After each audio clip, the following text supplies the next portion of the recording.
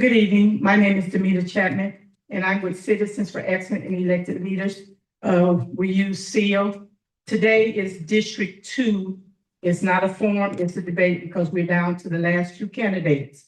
And so this would be the final roll call, and people would have to make their decision. Let me do a little housekeeping. I want to respect the pastor of this house. I want to thank Pastor Chris for allowing me to be in his house. I want to thank my moderator. I want to thank the residents that came out for the debate. Usually we take questions from the floor, but since it's debate, all questions will only be coming from me, none from the floor. We'll have no clapping, no applauding until the end of the forum. At the end of this forum, this is sealed. It will be no winners.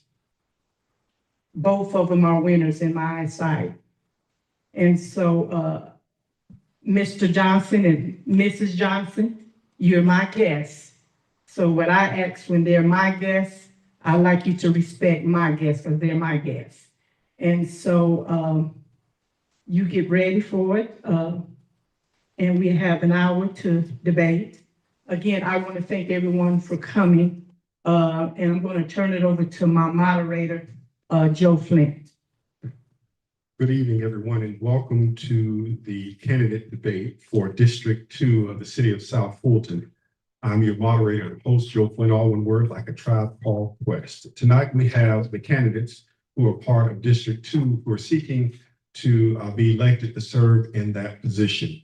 And we're going to ask, if you will, questions, and you all will both be able to answer the question in a debatable way if you disagree, but in a professional way, in that we won't have any mudslinging. I don't suppose that Johnson Squares will do that here with us today, but we're so grateful to have with us this evening Mr. Aaron Johnson and Ms. Stephanie Johnson, candidates for District 2 of the City of South Fulton. We're going to give both of you all 2 minutes to introduce yourself. Following those 2 minutes in the debate, or when the question is asked, you'll have 1 minute and 30 seconds to answer the question. If you should have a rebuttal or additionals of that question, then the other candidate will have 1 minute and 30 seconds to respond as well. We're going to get through as much of this as we can within the hour, but we hope that everyone that is listening via chat or via live stream, and to our sitting audience, we want to thank you all for joining us and get ready for tonight's debate. Again, we should thank the decision point, Pastor Chris, and thank the organization C.E.E.L. Without further ado, we're going to start, because I am a Southern gentleman. So we're going to start with Ms. Johnson to give us her introduction. Thank you. See if I can move around here. Good evening. My name is Attorney Stephanie G. Johnson, and I'm from here. I'm from the City of South Fulton. I was raised here right in District 2, and I'm a proud graduate of Westlake High School. Now, South Fulton, especially District 2, deserves leadership that listens and a system that works. I have been working on processes for over a decade as an attorney. I have litigated and had people's lives and livelihoods in my hands. I fixed contracts so that people don't have loopholes where they fall through the cracks. I have interpreted and enforced the law. I've served as a legal analyst on Court TV. And in addition to that, I am a software developer, so I know how to recognize broken systems and fix them. Now, I will say this, our system seems to be broken, especially in District 2, and it needs to be fixed in a lot of regard. And so that's why my position hinges on 3 points: efficiency, accountability, and advocacy. Efficiency means that we get our projects done on time. Advocacy means, efficiency, advocacy, and accountability. Accountability means that when we say we're going to get something done, we get it done. And accountability means that we stand for the people. Whatever the people decide that they need as residents is what we stand for. I am not with the old way of doing things, not with the establishment. I have no ties to the status quo. I'm Attorney Stephanie G. Johnson, and I want to break the cycle and build a better future with the City of South Fulton District 2. Thank you. Thank you so much, Attorney Johnson. Now we'll have Mr. Aaron Johnson. Good evening, everyone. Okay. All right, my name is Aaron Johnson, and I am running to be your next city councilman for District 2 in the City of South Fulton. Ladies and gentlemen, we're at a point now that we have to understand that experience matters. We have to understand that we finally need somebody elected to this position or elected on our council that has the experience to get things done.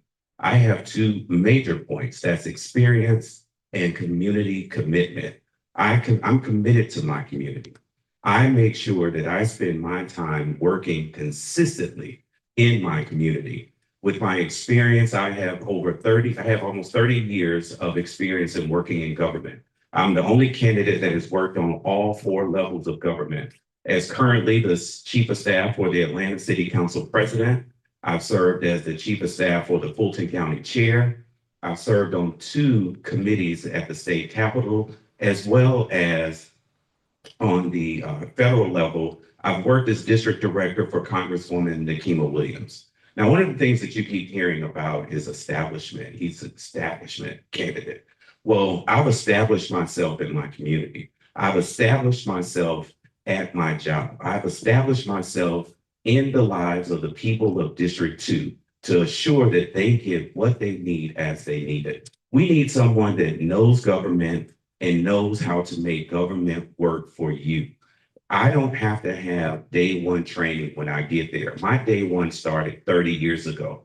I have been working on the community level. I've served the people of Fulton County on the elections board for 8 years, where we fought some of the hardest times ever when it comes to elections in Fulton County, as well as serving on the Board of Zoning Appeals. I look forward to talking to you more about my vision and the things that I want to do for District 2. Thank you so very much, Mr. Johnson. Thank you both. Ladies and gentlemen, at this time, we will begin with our questions.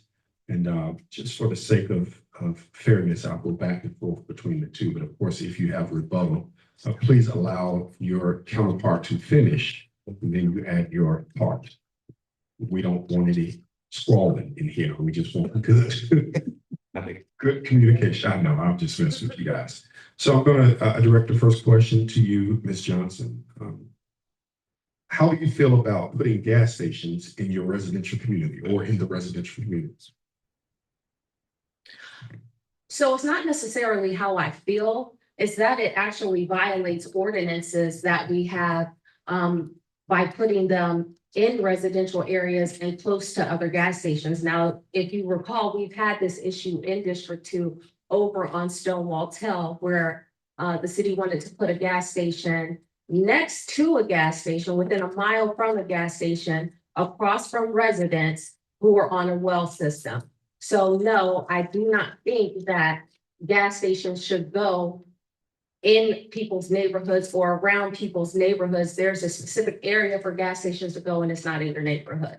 It's too many issues with contamination, the probability of contamination. It brings too many crowds, especially late night crowds, when people want to feel safe and they won't feel safe anymore. So I've actually stood with a community on this and against this, and it didn't go through. Thank you so very much. Sure.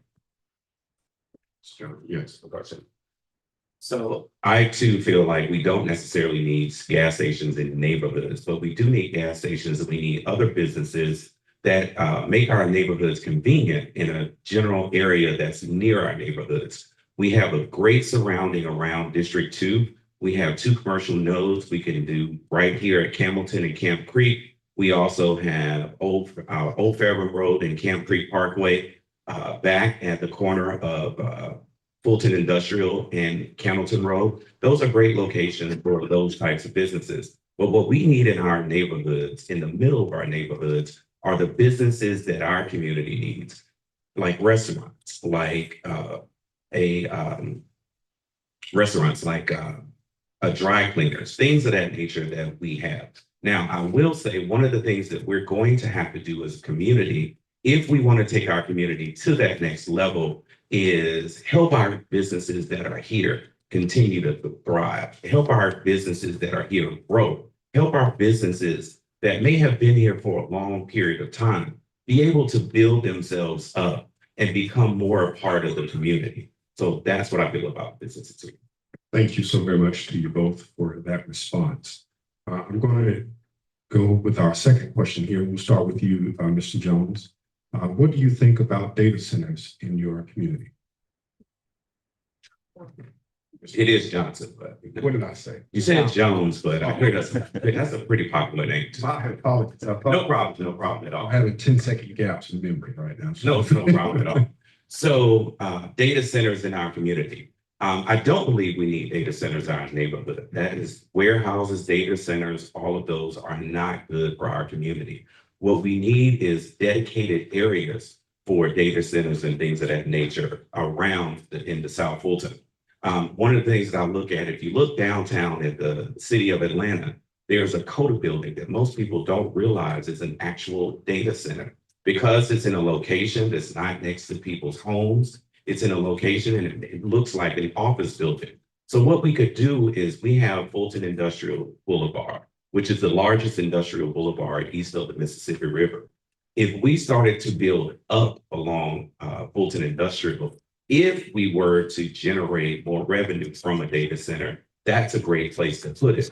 But across the street from people's neighborhoods and right down the streets from people's subdivisions is not the place for it. Thank you. I like that. Please.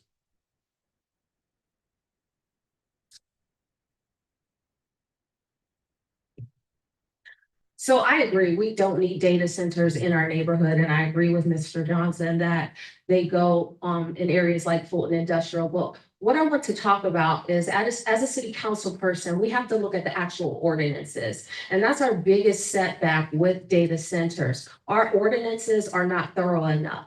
And what I mean by that is in our ordinance, we don't have traffic studies, and that's necessary to determine what type of traffic you would be expecting in the area that you place the data center. In addition to that, we don't have actual criteria for the economic impact that these data centers will have on our community. Now, why would we go into this not knowing that information and not tightening our ordinances enough to make sure that we are protecting the residents when we put it certain places? Now, we do have in our ordinance certain things that exist, such as a buffer, but what does a buffer mean if you don't know how loud the traffic is going to be? What does a buffer mean if you don't know the environmental impact that a data center will have? So it is important to have those things in our ordinance. That's why City Council is very much so a legal role. Thank you so very much. Can I respond to that? Yes. One of the things that we have with developments when it comes to zoning is a traffic study is already there. When you build a new subdivision, you do a traffic study. When you do a new building, you do a traffic study. One of the things about data centers, there are not a lot of employees who actually work in the building. Now, once you do a new development, you do have to do a traffic study. You do have to do an environmental study, but the thing about it is that's what you have to know about government and what government really does is understanding zoning rules and zoning laws. We have a planning department as well as a zoning department that these things go through before they're actually built and before they go to the city council members. So those are steps that are already in place. We just have to be very smart, and our council members have to be very diligent about following those rules and assuring that our community is protected. Thank you. I have a question. Now, how many times can we go back and forth? I'm just asking for a point of clarity on that. Well, I want to get through as many of the questions as we can, but again, it's a debate, so I want you all to be able to voice your opinions, please. Okay, well, I just. After this, we'll go to the next question. Okay, after this, we'll go to the next question. I just want to briefly say that I reviewed this ordinance. I reviewed this ordinance specifically because the ordinance was recently drafted and enacted. And I made sure that there was not any allotment for a traffic study before I even opened my mouth to say it. And I just want to make sure that you guys are aware of that. We are not taking the proper precautions to protect ourselves. Otherwise, there wouldn't be so many complaints about data centers popping up everywhere around the city of South Fulton. And that is a major complaint that's on residents' mouths. If we were being responsible with it, it wouldn't be such an issue. Thank you so very much. The next question, and I'll start with you, Ms. Stephanie Johnson. Members of the city council are frequently criticized in a very public way. If you are the subject of public criticism, please share with us how you would respond. I'm asking this question, and let me just add, because of all of the not so good news that we've heard and reporting concerning the city council members and budgeting and all of these things, how would you deal with the public criticism as an elected official? Well, I think I would deal with it the same way I deal with it as a candidate, because we're criticized all the time and you take it in stride. I mean, one thing that you have to be able to do is to listen to the person without feeling the emotion behind what they say, because sometimes when people criticize you, they have valid points that they are making. So you can't just shut off because you don't like the person, or you don't like how they're talking to you, or you don't like their delivery style. You have to be receptive to it. And you also have to remember, these are your constituents. You have a duty to represent everybody, whether they voted for you or not, whether they like you or not, whether they're saying what you want to hear or not. So I would listen. I would listen like I listen now. Thank you. Thank you so very much. Mr. Johnson.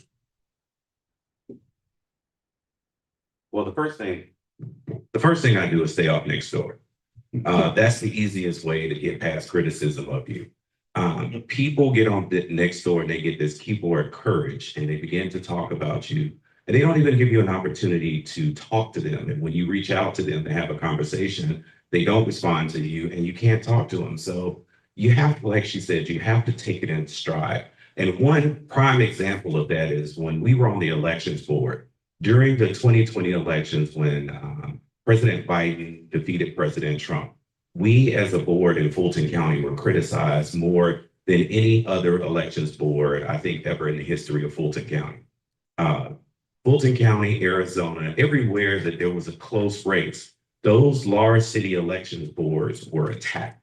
And not only were they attacked, but we had personal threats brought up against us. We had considerable threats to the point that the police were asked to watch our homes and guard us because people's criticism crossed the line, and we were able to deal with that. So that's a very clean example of how I was able to handle it. And you have 8 years of being able to see me handle not only criticism, but praise when we do the right thing. Thank you so very much. Your response. I don't. We're going to go now to our next question, and we'll start with you, Ms. Johnson. Have you thought about bringing anything to the district for young kids and teenagers?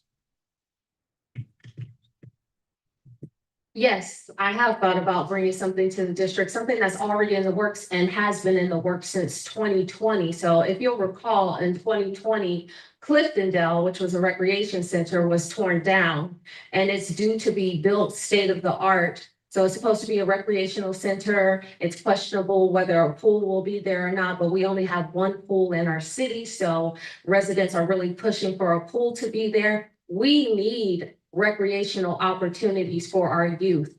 They shouldn't have to travel outside of the city in order to get a nice facility. So one thing I noticed with this project is that it's been in works since 2020, and the last meeting I went to was this year. And in this year, it was still in the conceptual phase. I think we need better project management so that we can push these type of projects that are very important. When you're talking about our youth, which is our duty to protect and to grow our youth. When you're talking about projects like this, it needs to be a priority, and there needs to be a timeline that we can hold to in order to complete these projects. So yes, we do need recreational facilities for our youth. Can you repeat the question, please? Have you thought about bringing anything to the district for District 2 for young kids and teenagers? Absolutely. So a couple of different things. So with the new Cliftondale Recreation Center, I think what we need to focus on there is some type of gaming aspect to that. When we went to the meetings and they asked for various programs, one of the things that we don't have a lot of in this area is gaming. And a lot of kids are into creating games, playing games and things of that nature. But specifically having kids, and we go out and my son, when he plays AAU basketball, we have to travel Cartersville, Rome, Chattanooga, Tennessee, etc. One thing that I've always noticed that when we get to these places, we see kids from right around the corner. We run into kids that play for Bowbell over at Renaissance Church. We run into kids who play for EP Sports right around the corner in Douglasville. What if we had a state-of-the-art basketball facility right here in the city of South Fulton? And that could fall in line with, if you know where GICC is, they do a lot of volleyball there. They do a lot of different things there. If we just come down into the city of South Fulton and have a basketball program, that could be amazing for us. But also what we need to build on is a track, a personal track, a track that the people of South Fulton will be able to use, because we don't have that right now. But Westlake has one of the best track programs in the state, but we don't even have a public track program. Thank you so very much. Ms. Johnson. I believe that I just answered this question. Would you like? No, I'm coming to you with another question. Oh, I'm sorry. No, I'm coming to you with another question. And speaking of Cliftondale, how do you feel about changing the overlay? Okay, I just had a conversation about overlays. There's been question about whether we should have overlays or whether we shouldn't have overlays. Now, we have an overlay because there's a heightened standard for building in certain areas. That's the purpose of it. But the problem with it right now is we can't enforce it. We do not have any type of committee that enforces the heightened duty we have, the heightened standards we have to build overlay. Do I think we need to get rid of overlays? Do I think that is something that we need to be done with? Absolutely not. We need the infrastructure, we need the systems in place to handle our overlays instead of getting rid of them. We have overlays in most of our districts in the city of South Fulton, and they serve a serious purpose. So why would we consider that when we could consider the alternative, which is the better solution, which is building a committee to hold people accountable, developers accountable when they want to come in and build in an area that has an overlay, which would be an overlay district. Thank you.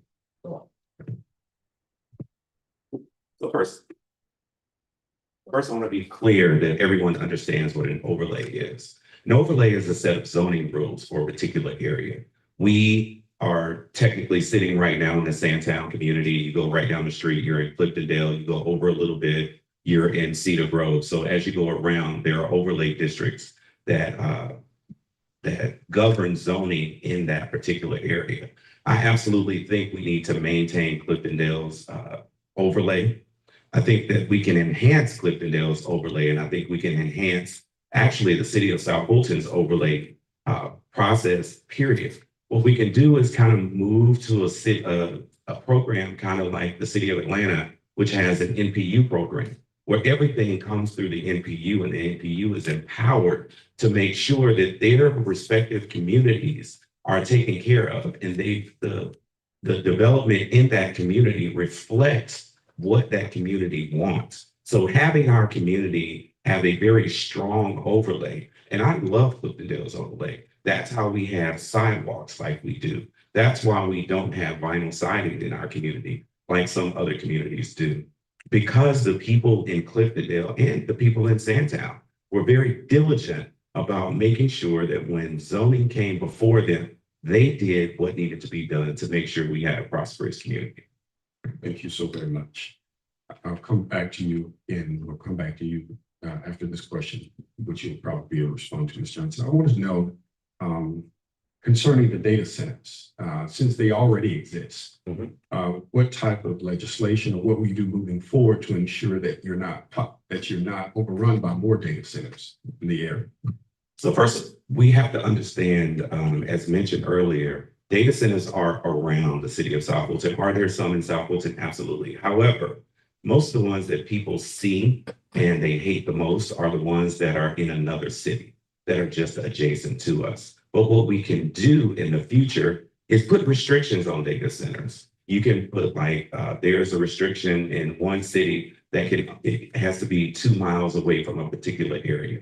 You can put restrictions in place to say all environmental studies have to be done before we approve another data center. But the biggest thing about it is we need to find a particular area.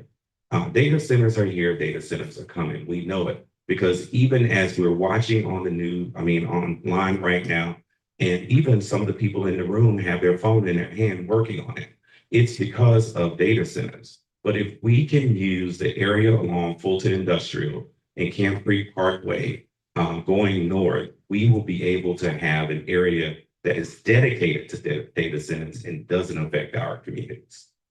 Thank you so much. Please, Ms. Johnson. Can you ask that question again, please? Actually, I'm gonna make sure I'm asking it correct.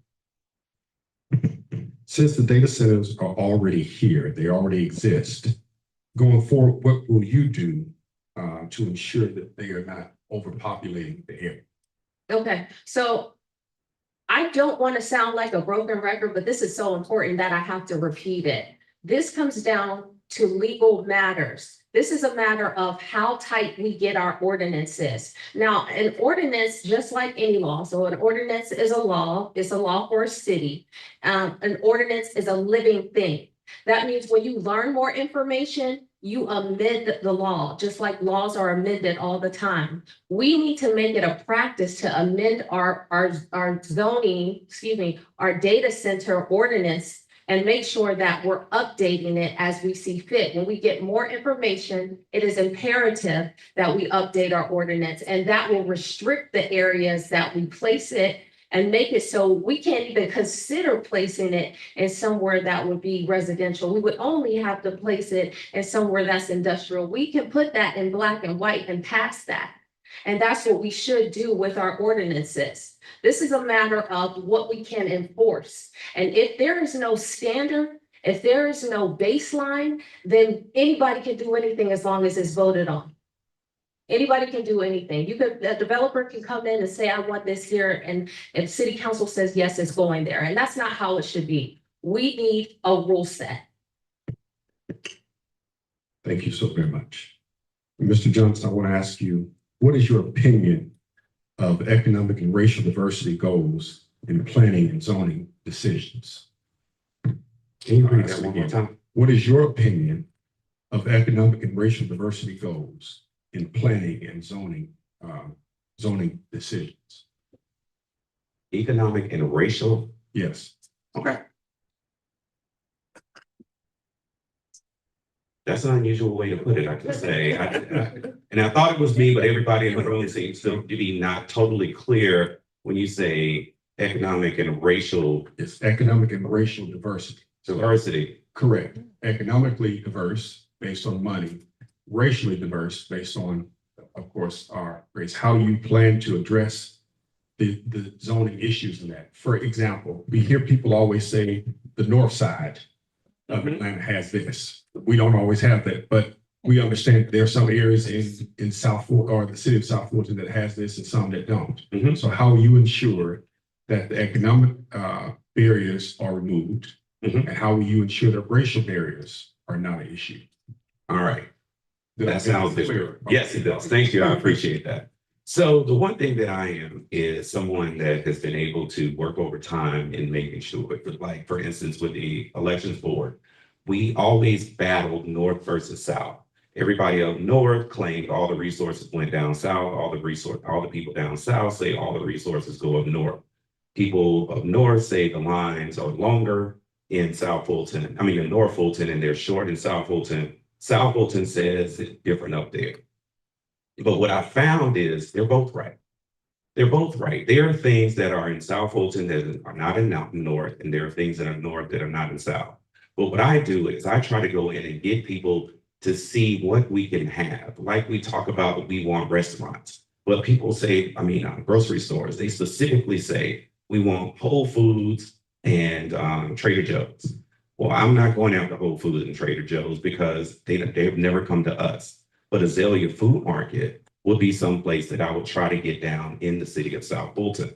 I believe that there are businesses out there right now that will come to South Fulton, but nobody goes to them. But the one thing that we have to do is stop the fighting on the council. Whatever it is that we want in the city of South Fulton, if people keep looking at us battling each other, they're not going to come here. And it's not because of race, and it's not because of the economy. It's because of the personalities that can insist on the board. Okay, you're gonna have to ask that question to me once again. Right. So in essence, what is your opinion on economic and racial diversity concerning zoning? Oh. Yeah. Okay, so I was raised here, and when I was raised here, we were always considered the south side of town because back then we were unincorporated Fulton County. So it was north versus the south, and the north side of town had everything and the south side of town didn't have anything. And now that we're incorporated, we have this wonderful opportunity to grow. And I would say two things to that. The first thing is we want who wants us. If it's a business that wants to be in our area, then we want them here. If they don't want to be here, then we need to stand together and not beg them to come here. That's the first thing.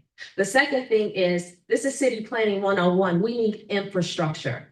Any business looks at a city and says, is this a viable option, a sustainable option for my business? And we have to make sure that our city has the infrastructure so that we look like a viable option and we are a viable option for them to come here and be prosperous in our city. Because they have those strategic measurements that they take. They look at the future. They have consultants that they listen to and rely on to see if the city of South Fulton is a place, especially District 2, a place that they want to move their business to. And I think we need to make ourselves more attractive. And the way we make ourselves more attractive is we have the basic infrastructure. And when I say infrastructure, I mean uniformity. We make ourselves more walkable with sidewalks, street lights, and any type of infrastructure such as that. Thank you so very much. Next question. The city manager and the city attorney are the only employees of the city council. How would you develop and maintain an effective and productive relationship with the city manager as well as the city attorney? And I'll start with you, Ms. Johnson. Well, I was taught in law school that when you first meet somebody, you bring them something. You bring them roses or candy or something. But the message behind that is to show goodwill, to show that you want to get to know this person and that you want to hear their expertise. Because the reality is I'm walking in a space that they've been in for a while. And so I need to understand what they do from their perspective, not from a book that I read, not from what I've seen, but from their perspective. So maintaining a relationship with them means establishing one first, and that comes from respect. I need to offer them respect, and I need to learn from them and be willing to learn from them. And I'm open to that. Of course, I'm open to that because there's knowledge there. We're talking about the city manager and the city attorney. And in a city manager run city, we need to work together. City council has to work together with the city manager to ensure that we're going to get stuff done and get stuff done effectively and, my word, efficiently. I think I'm going to let you respond, but I didn't get no flowers and no candy. Daddy, they're in the trunk. Please, Mr. Johnson. All right, so for me, this is an easy one. Serving 8 years on the elections board, we hired the elections director. The Board of Registration and Elections hired the elections director. We were responsible for her. She was our employee, and we had to develop that relationship with that person. She was responsible for hiring everyone else, just like the city manager is responsible for hiring everyone else. We were her bosses, and we had to work with her. At first, the first person we had was Rick Barron. But we also had to go through a hiring process when Rick left. So we found a new director and we did some amazing things once she got there. Also on the Board of Zoning Appeals, I had an opportunity to work with the staff at the City of South Fulton. I worked with the planning director, I work with the attorney's office, and I work with staff in the planning department. And what you do is you just develop a relationship with them on a semi-personal level. You have a working relationship, but you treat them as people. And that was one of the things that we tried to do in order for retention, in order to keep people. Now, they kept leaving, but we were working hard to keep them. And I think that's why I'm the only candidate that has been endorsed by a city employee-led group. The firefighters union has endorsed my campaign because they know the type of work that I have done working with governments over the time that I've done it. What are you offering? She had flowers and candy. What are you trying to help y'all? All right, our next question will be, do you understand that members of the city council must complete annual financial disclosures that are public information? We'll start with you. Yes, as campaigns, we do that. There's a personal financial disclosure that you have to submit as a candidate. I think every single person has turned that in. So yes, we do have to do that. And speaking of finances with it, I think the root of this question is making sure that people understand your financial interest as you're voting on various issues. And I think that's very important because your financial gain should never happen based on a vote that you have. Every vote that you have should be for the best interest of your citizens and the city of South Fulton. And that's it. Anything else is, like some people say, a little too much. So yes, we understand.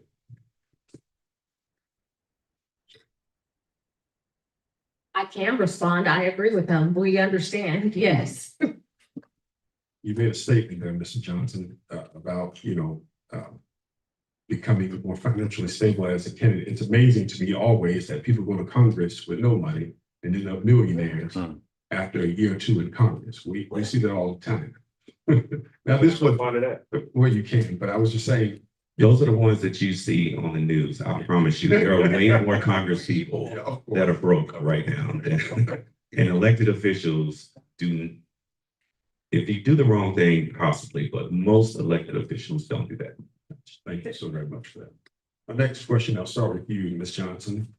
Will you allow or add any more liquor stores and beauty supply stores in your district?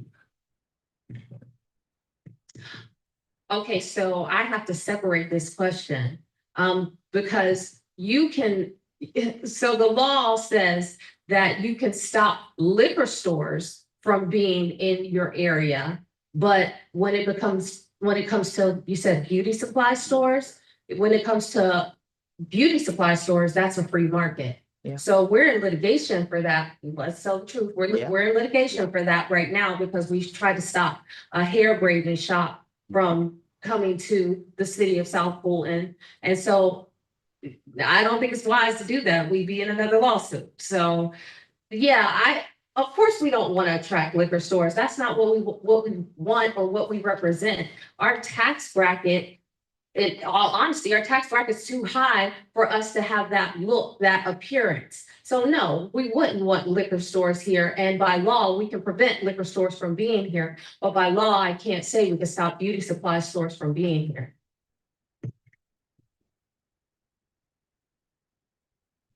Does a wine shop count? So if a wine shop does, That's what I thought. No. not to my granddaddy, that was not liquor. But seriously, folks, we have to be mindful of what we talk about, what we want. We always say we want what's on the north side. I remember when, if you recall, you might remember this, when the CVS here wanted to get a liquor license in order to sell CVS right here on the corner of Camp Street. I was talking. But if y'all remember, CVS wanted to get a liquor license in order to sell wine and beer. Fulton County kept saying, no, no, no, no, no.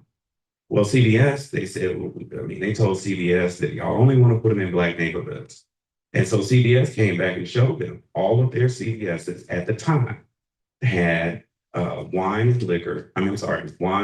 and beer on the north side of town, because people wanted the convenience of being able to stop to get a bottle of wine on the way home for dinner.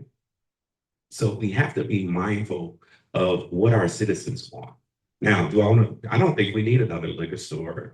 Perfectly fine driving down to one of the other stores around the corner, but we have to be mindful that our citizens want certain things. Now, if we got a wine shop, that would be great. Beauty supply, I don't want to touch that one too hard because, I don't need it very much, but I hear they're doing wonders with hair, so.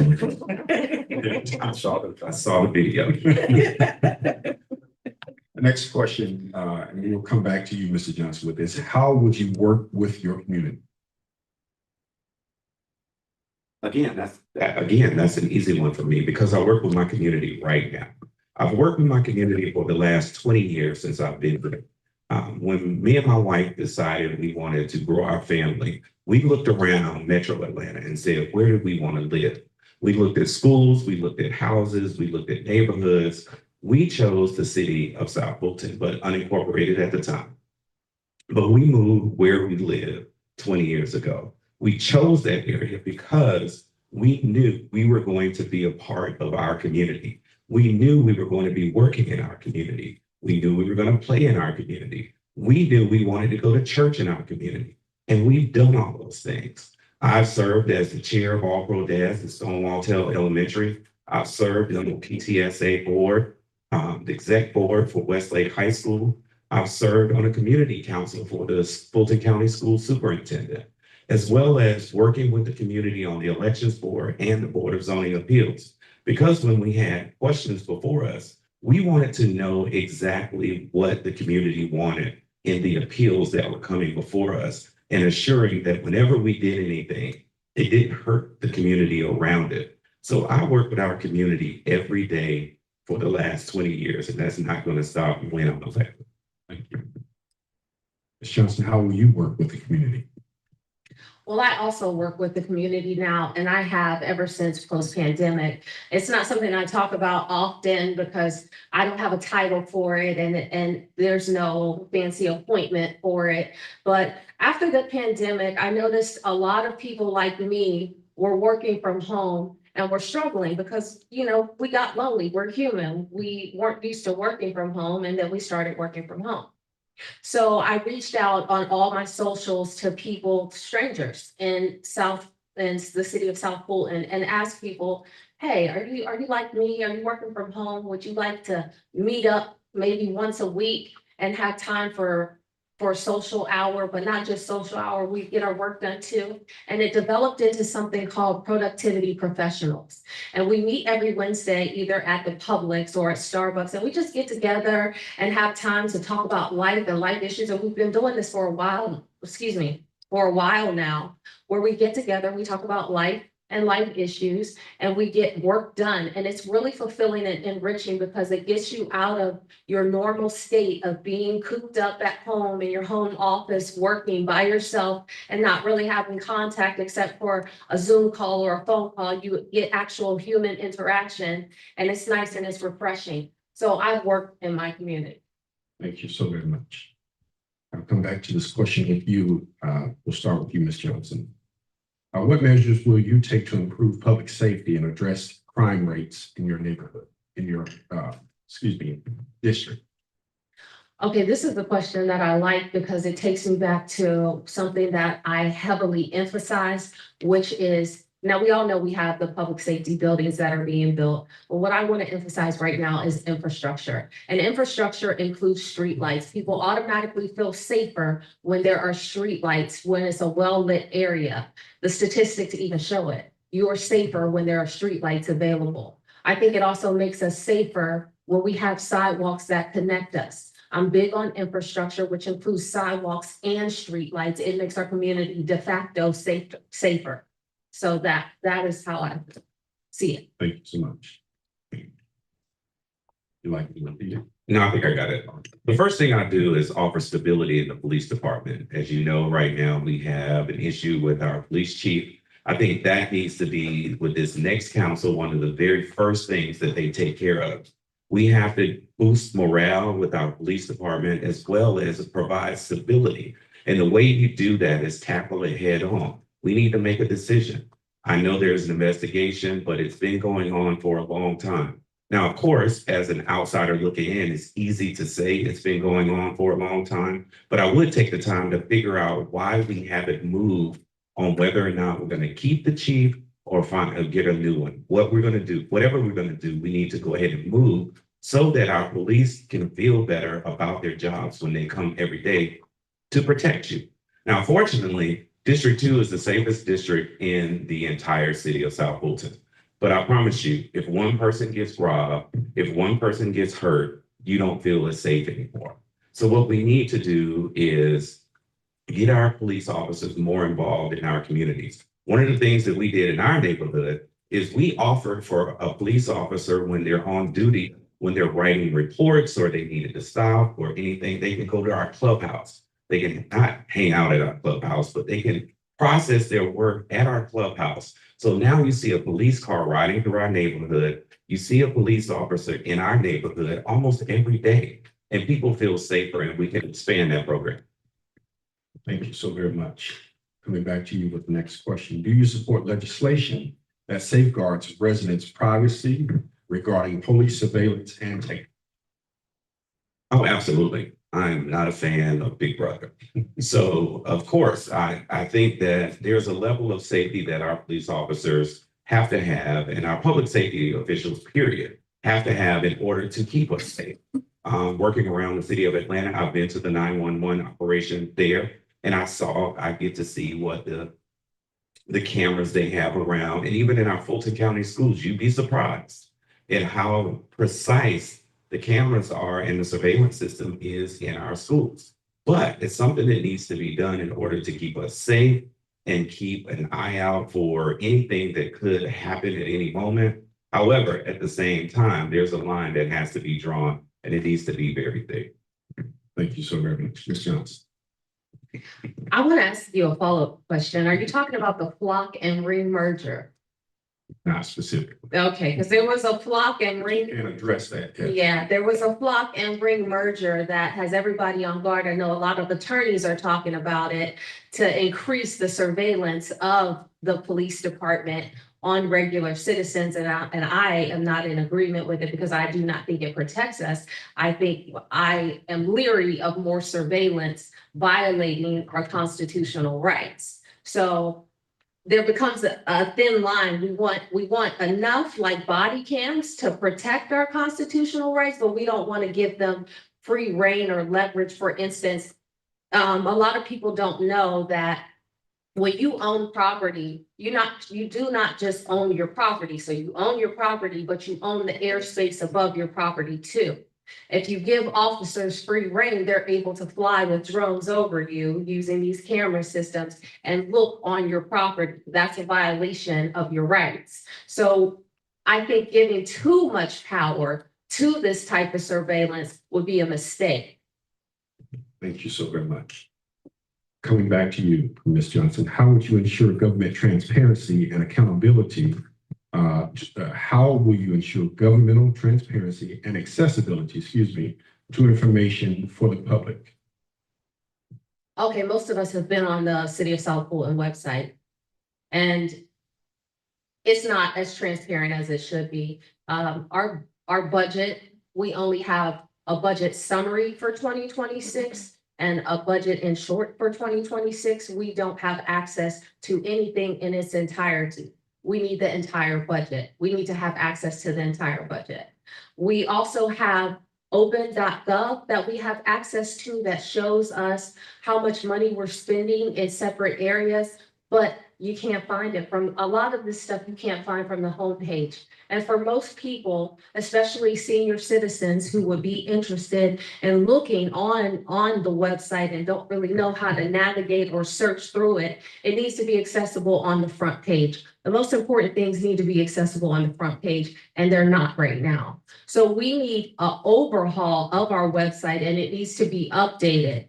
Not only does it need to be updated, we have certain things that are outdated, such as like our procurement process. It's just not up to date. We need to make sure that all our information is transparent so we can see the RFPs that are up to date, and so that all information is, like you said, transparent for our residents, but it's not right now. Thank you so very much. Mr. Johnson. A couple of things. I think the first thing we need to do is ensure that people, when they put in a open records request, a responsible open records request, that it's done in a timely manner. A lot of times people will put in a request, and from my understanding, it takes a while to get it. But we also need to educate people on how to get a quick response, because sometimes the requests that they make are a little more detailed than something that can be done quickly. On the website part, some things can be changed, but then who determines what's important to be on the front page? So that's why you have it in different layers in order for everyone to be able to find what they're looking for, because procurement may be a big deal to somebody, but zoning may be a big deal to somebody else, while at the same time, what the clerk's office is doing could be the most important thing to another person. So you always want to keep everything available for everyone when they come there to make it accessible. But the biggest thing that we have to do is assure that when people are doing requests for information, that it's done in a timely manner and it's done in an efficient manner, and it's the information that people need to make a logical decision. That's a wonderful. Please. So I stated earlier in my opening that I am also a software developer. So what I want to say, which is important here, is user experience matters. And in this case, our residents are the users, and their experience with this website, interacting with this website, matters. So regardless of what you decide to put on the front page, it needs to be easier to navigate. It's not an easy website to navigate. It's not easy to find what you're looking for. It's not easy to search for what you're looking for. And when you find what you're looking for, it's often incomplete. Thank you so much for that. I'll come back to you now, Ms. Johnson. Would you argue in favor of removing the millage cap rate? Ooh, this was a hot topic. No, I am not, and I was never in favor of removing the millage rate cap. The reality is our city needs a bond rating, and a bond rating is like having a credit score. We need a credit score, because if we have a credit score, then we're able to get certain things, certain loans at a lower interest rate, and we won't even have the discussion about removing the millage rate cap. Right? That's what you said, the millage rate cap, right? Just make sure I'm keeping track. So we need to worry about, so let me give you an example. Brookhaven, they're a newer city too. In about 18 months, they were able, with a service model, to organize themselves so that they could get a bond rating. And they're thriving. When you think of Brookhaven, you think of a thriving economy. You think of a thriving system, a thriving city. So we need to prioritize, as an 8-year-old city, getting a bond rating so that we can also never have these conversations about removing the millage rate cap, and we can stick to getting whatever loans we need for a lower interest rate. Thank you so very much, Mr. Johnson. Same question. I don't know how excited I am right now. You don't know.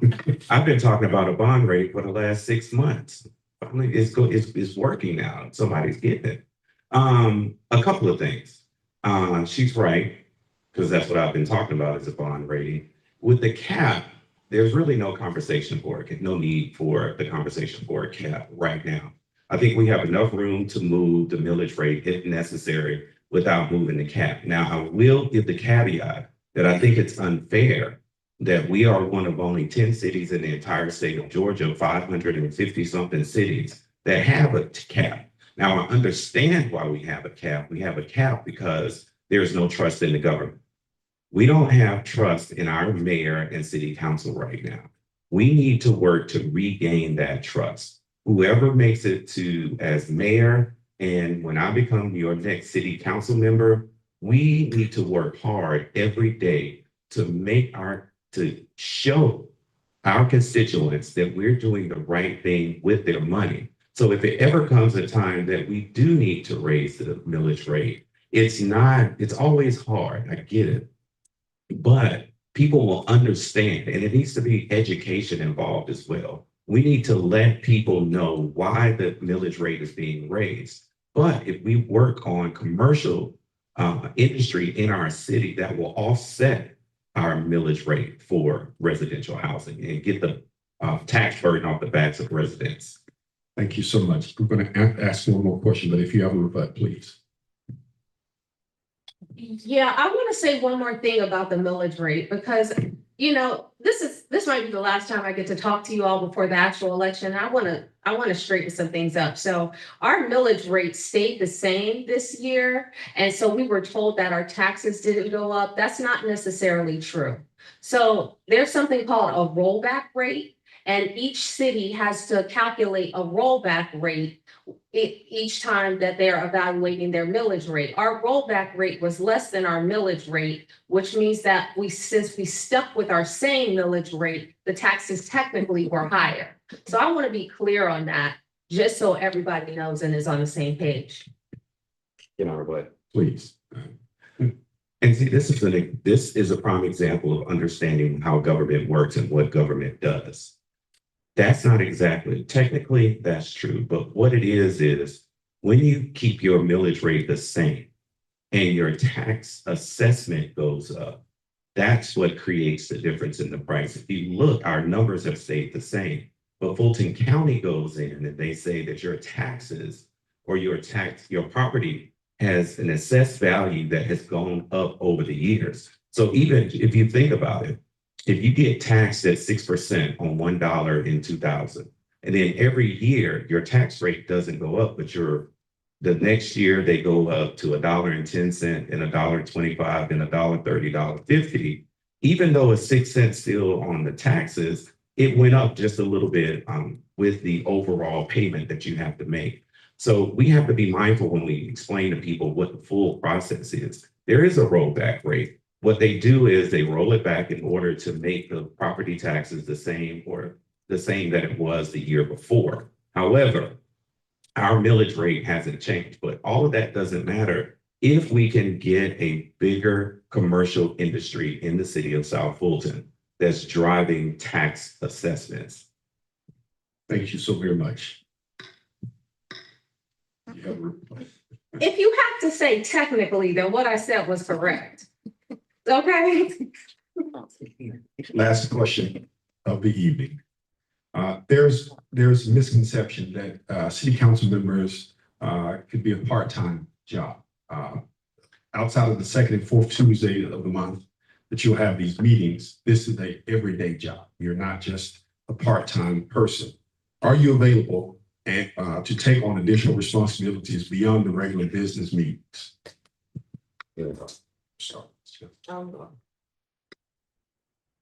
Yes, I am available. Like I said, I have flexibility in my work. I'm actually a lawyer and a software developer, and I'm working on a legal tech tool that I'm creating. So I have the flexibility in my schedule to do this and handle a part-time job, which will feel like a full-time job as well, I'm sure. Thank you, Mr. Johnson. Absolutely. Excuse me. Absolutely. I've been working for 8 years as on the elections board, and they tell you that's a part-time job as well until an election happens. I've been working on the Board of Zoning Appeals for the last 7 years, and they tell you that's a part-time job until you have big issues that you have to go out, talk to community, you have to go out, you have to view sites and have meetings to talk about what's going on to get things done. Now, between the two of those, if I removed, which I have resigned from both boards, well, I'm sorry, technically, I resigned from one and my term ended on another, but I can use that time to dedicate to the citizens of the city of South Fulton, which I have already done. I have spent my time working in this city, in this community for the last 20 years, and nothing's going to change starting on December 3rd. Thank you so very much. Ladies and gentlemen, we have come to the end of our questioning. I'm going to give each of the candidates 2 minutes to give their last stump speech, if you will. And we started with Ms. Johnson earlier, so we'll start with Aaron to finish.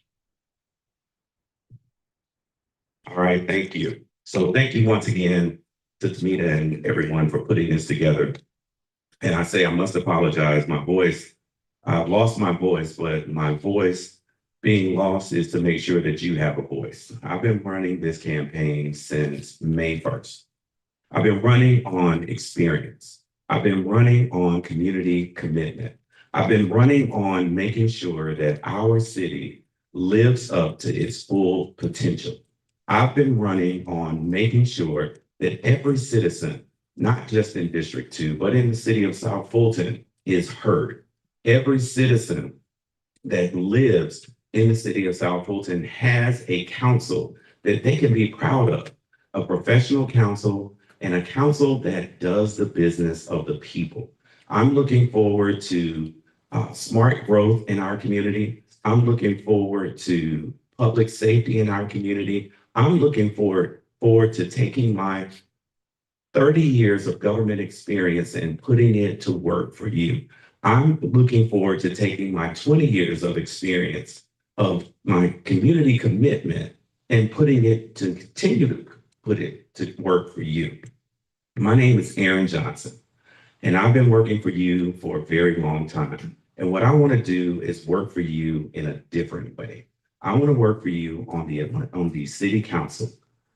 Please, please go out and vote. November 22nd through November 26th is early voting. December 2nd is election day, and I humbly ask for your vote. Thank you. Thank you so very much, Ms. Stephanie Johnson. Thank you. So I'm attorney Stephanie G. Johnson, and I've been an attorney for the past decade. And I really thought about this closing and how I was going to close and talk about myself and recap all the great things about me. But I really want to talk about us as a city. That's what I want to take this opportunity to do. I want to talk specifically about our Thrive Comprehensive Plan.